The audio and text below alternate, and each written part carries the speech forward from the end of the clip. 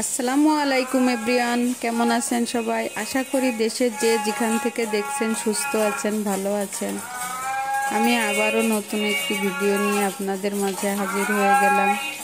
অনেক দিনই ভিডিও দেওয়া হয় না, কারণ অসুস্থ ছিলাম। তারপরে একটু সুস্থ হয়ে গ্রামের বাড়িতে গেছিলাম একটা বিয়েতে, এই কারণে অনেক ঝামেলায় ছিলাম। এই তো সেখান থেকে কলা নিয়ে আসছি, দেশি পাকা কলা। বিয়ে শাদি খেয়ে গ্রাম থেকে চলে আসছি বাসায়। এই হচ্ছে আমার সেই নতুন কবুতরগুলো, সেটাও আপনাদের সঙ্গে একটু শেয়ার করে নিলাম। আমি নিচে আসছি, ছাদের উপরে কবুতর পালতে চেয়েছিলাম কিন্তু পালি নাই, কারণ ছাদের উপরে অনেক গাছ আছে, ফুল গাছ, দেখতে অনেক সুন্দর। যদি টয়লেট করে হয়তো খারাপ লাগবে দেখতে, এই কারণে। আমার বাড়ির সামনে অনেকটা জায়গা আছে সামনে, তাই সেখানে খাঁচা দিয়ে কবুতর পালার জন্য রেডি করা হয়েছে। যাই হোক, কবুতরকে ছেড়ে খাবার দিয়ে আমি নিচে থেকে ঘরে চলে আসলাম। এই তো ঘরে চলে এসে কোথাও বেড়াতে গেলেই মানে অনেক ঝামেলা, কষ্ট, অনেক কাপড় চোপড় হয়, সেগুলো ওয়াশ করা লাগে। সব কিছু ওয়াশ করে এই তো আমি এখন ছাদে মেলতে চলে আসছি। সেই ফাঁকে আমার স্ট্রবেরি গাছটা কয়েকদিন ছিলাম না, এসে দেখি মাশাল্লাহ স্ট্রবেরি পেকে গেছে। দেখে এত মনটা খুশি হয়ে গেল। আমি একটা বড় প্রথম যে স্ট্রবেরিটা হয়েছে সেটা পেকে গেছে মনে হচ্ছে। যাই হোক, আমি স্ট্রবেরিটা ছিঁড়ে নিলাম বিসমিল্লাহ বলে। আরও দুটো আছে আর ছোট একটা আছে। এই জীবনের প্রথম স্ট্রবেরি লাগাইছি, সেটাই মাশাল্লাহ সুন্দর স্ট্রবেরি হয়েছে। দেখে আমার একদম জীবনটাই সার্থক হয়ে গেছে। আমি স্ট্রবেরি গাছটা এখন ঘুরিয়ে ওদিক দিয়ে রাখছি, কারণ বাচ্চারা যদি ছিঁড়ে ফেলে, এই কারণে। বাচ্চারা তো কোনো ইয়ে নেই, লাল দেখে ছিঁড়ে ফেলতেও পারে। যাই হোক, আমি ছাদের ফুল গাছগুলো আপনাদের সঙ্গে শেয়ার করলাম। আমার ছাদে কিছু পাখি আছে, কাপড় চোপড় নেড়ে তারপরে আমি পাখিকে খাবার দিয়ে তারপরে বাসায় যেয়ে, কয়েকদিন বাসায় ছিলাম না, সব রুমগুলো ভালো করে ক্লিন করতে হবে। এই হচ্ছে আমার ছাদের লুক, সেটাও আপনাদের সঙ্গে একটু শেয়ার করে নিলাম। আসলে ভালো লাগে, নিজের হাতে সব কিছু কষ্ট করে করি তো, তাই নিজের কাছে ভালো লাগে। সেই ভালো লাগা থেকে আপনাদের কাছে শেয়ার করি। যাই হোক, আমার ছাদের রুমের সামনে এইখানে অনেকটা জায়গা আছে, সেখানে আমি এভাবেই সুন্দর করে গাছ দিয়ে সাজিয়েছি। সেটাও আপনাদের সঙ্গে একটু শেয়ার করলাম। উপরের ছাদটা আসলে অনেক বড়, এখানে আমার রুম আছে, কিচেন আছে।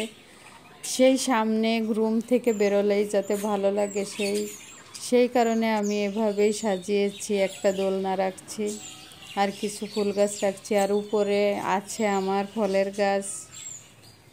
উপরের ছাদটা অনেক বড়। যাই হোক, ছাদ থেকে সব কিছু করে পানি দিয়ে গেছে, পাখিকে খাবার দিয়ে এই তো আমি ঘরে চলে আসলাম। এসে সব কাজগুলো গুছিয়ে সেটা আর আপনাদের সঙ্গে শেয়ার করা হয়নি ব্যস্ততার কারণে, কারণ সময়টা অনেকই চলে গেছে। এখন আমি রান্না বান্না করে নেব দুপুরের। এখানে শিমের বিচি দিয়ে ডিম রান্না করব টমেটো দিয়ে। শিমের বিচিগুলো ভালো করে কষিয়ে নিচ্ছি, এখন আমি টমেটো দিয়ে দেবো এর ভিতরে।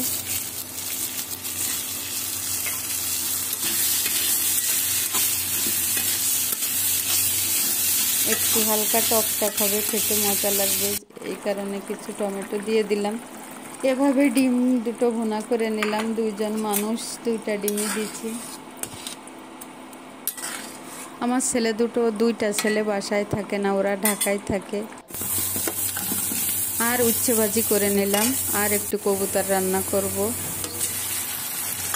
কবুতর পালার জন্য কবুতর কিনতে গিয়ে সেদিন খাওয়ার জন্য কয়টা কবুতর কিনে নিয়ে আসা হয়েছে।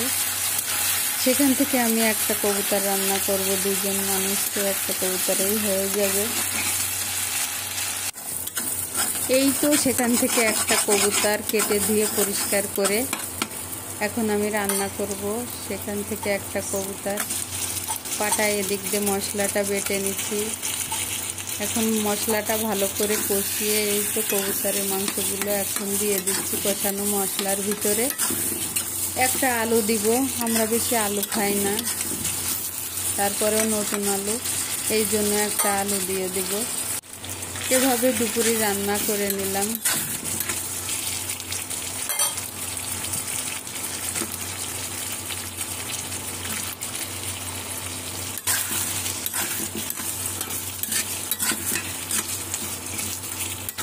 রান্নার ফাঁকে ফাঁকে কিচেনটাও পরিষ্কার করে নিচ্ছি মাঝে মাঝে। রান্না করতে গেলে আমরা মেয়েরা সবাই জানি যে কিভাবে রান্নাঘর এলোমেলো হয়।